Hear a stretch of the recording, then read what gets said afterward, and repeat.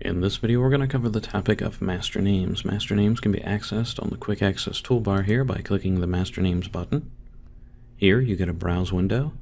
At the top you have search capability for last name, first name, middle name.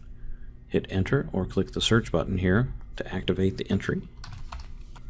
And here I'm going to find SpongeBob SquarePants. He's in the system twice, and later on we'll do a video on how to merge those names. I have my name results set to 50, but if I wanted more names to show up, I could set that to 500, which is actually the default. Now, there's only 2 entries in here that match that name, Square, so this is all I'm going to get. But if I were to add the name Smith, I may very well get 500 names. In order to find a name that I am not sure about the spelling of, I can use percent signs. I know it has SQU in it, but I'm not sure how to spell the rest. Well, here I get anything that has SQU in it. Anything before it or anything after it that has SQU. Now, if I wanted to only begin with SQU, I can get rid of this percent sign. Click search again, and it only has SQU as the name. If you're searching for business names, this is also the field where you're going to type the business name. This is for business names and common location names. So if I want the name of a bank, then I can type in the bank's name here. I can type in Bank of America or bank, or if I want any bank, once again I could use those wildcards and find anything with bank in the name. So that's the basic search. Next you have include not active. Now, I had 500 name results there, which was my maximum that I had it set to, but I could include not active and get even more if I increased this with this result. The next thing you might notice is the menu down here on the bottom left. You see a preview pane with all of the demographics information here. There's a triangle here to indicate that there's information in this block. If I go down here to address, history, and phone, it's showing me that there's information in there as well. It's telling me that there are no aliases, alternate names, warrants, etc. So when I click on these, there's nothing there.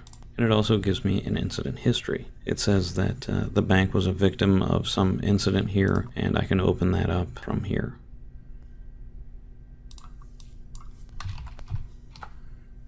Let's search the name of an individual so we can get a little bit more information here. When I go to incident history on an individual, you can see that I have the ability to expunge or remove an expungement from this individual. This is a security feature. You can turn these buttons off for your users up in the security settings, but that's beyond the scope of this video. If this individual had any contact information, permits, civil involvements, extended 911, or if they had attachments, they would show up in those areas.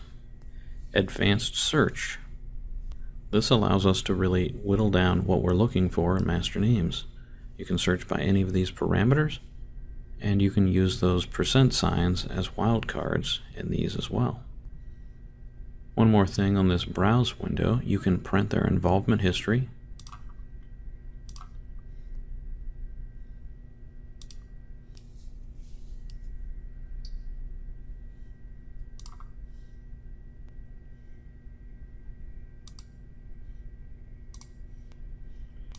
Back to the advanced search, you can also print your results list.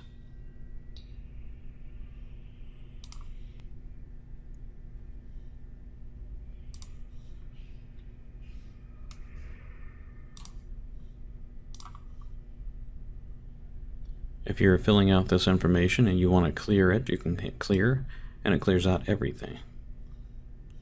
And that's pretty much it for the browse area.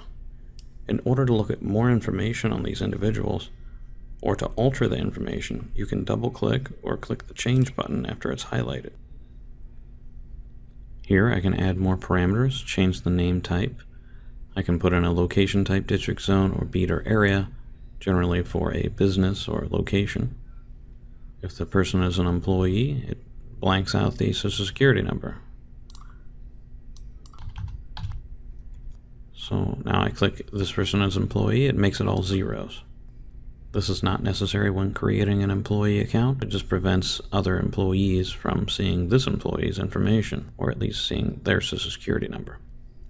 Here you have demographics. I think everybody can figure out how to fill this information out. If you have a question about this line right here, this is because for federal submission standards, agencies like the FBI require information submitted for infants under the age of 1 to be submitted in those breakdowns, either under 24 hours, 1 to 6 days, 7 to 364 days, etc.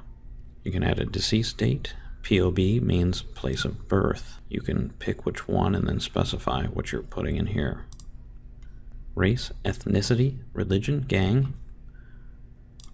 Those are lists that are buildable by you, but they do have cross-references that go out to federal agencies once again, like NIBRS, NIFRS, etc. So whatever you put in here needs to be cross-referenced with one of those values, and those values are the ones that are placed in your state submission files to go out to the states, who then report to the federal government. Not all fields have those. For example, gangs don't have cross-references because there is no federal list of gangs that are maintained, at least, or that they accept. Physical attributes. This is a range. So if the person was 6'3", you do 6'03". If you didn't know and thought they were between 6'3" and 6'5", you'd do it that way. Same thing with weight. These tables are all configurable by you as well. If I were to open this up, if you see blue and white tables, that means your agency can pick whatever information they want to put in here by changing it, as long as some of them that require cross-references are completed correctly. To be NIBRS compliant on law enforcement reports, you do have to have height, weight, hair color, and eye color filled out. And so these are cross-referenced and must meet one of these standards. You can put anything you want in here, like purple hair. Well, purple's actually in here, but some kind of unusual hair, and then just cross-reference it with unknown or completely bald or other, if that's an option. So let's give him a hair color of bald, because sponges don't have hair. Oh, did you see what I did there? I clicked exit instead of selecting the actual hair color. Let's do it right this time. I can either double click it or click this fist to select it. Now we have eye color. I do believe his eyes are blue. Tattoos. This is actually a list of the scars, marks, and tattoos list that a medical examiner would use. It has just about anything you can think of in there, from missing body parts to tattoos and markings and scars. There is no way to identify what the tattoo is other than to put it in the description. Some agencies describe them this way. And if the tattoo was of a dragon, you can look up tattoo and put where that was located. Identification allows you to put in an FBI number or state ID number, along with fingerprint classifications. You can also add cautions. The cautions show up in the browse right here under the letter C for caution. When we close this window, we can hover over these and see what the information means. So we can see what N means and J means with the tooltip. I'll do that momentarily. You can also add additional notes. Now, if you don't want this caution anymore and you simply delete it, it will not go away from the browse unless you use the pencil eraser. Let's just check on that real quick.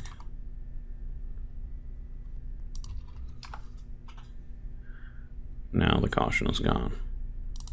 Alright, now at the bottom we have a quick address entry, or we can add an entry here. Let's start with a quick address. This is the street number, street predirection, street name, street suffix, and suite number. You have the city, the state, and the zip code. Click the plus button to add the address. By default, it adds it as primary in the most recent field. If you don't want it to be the primary address, you can change it by clicking the change button or double-clicking it, and then selecting the status. We could say that that's his mother's address. You can also identify it's a foreign address, and you can do spell check on your notes. If you want to find if that address is in your system already, or you want to click Insert, you'll get this blank form, and then you can click Full Address and go and find any address that's already been entered into your system previously. We save that. We see family here as the address information, and there is a note. When we highlight it, we get mother's address. Now you'll notice that I got a blank address here because when I hit change, I went and looked for an address and didn't select one back, which you must do. Now my address has a location, and it's in here. With a phone number, you click the plus button, and you get a phone number in this format. If you want to add an email address, add it here.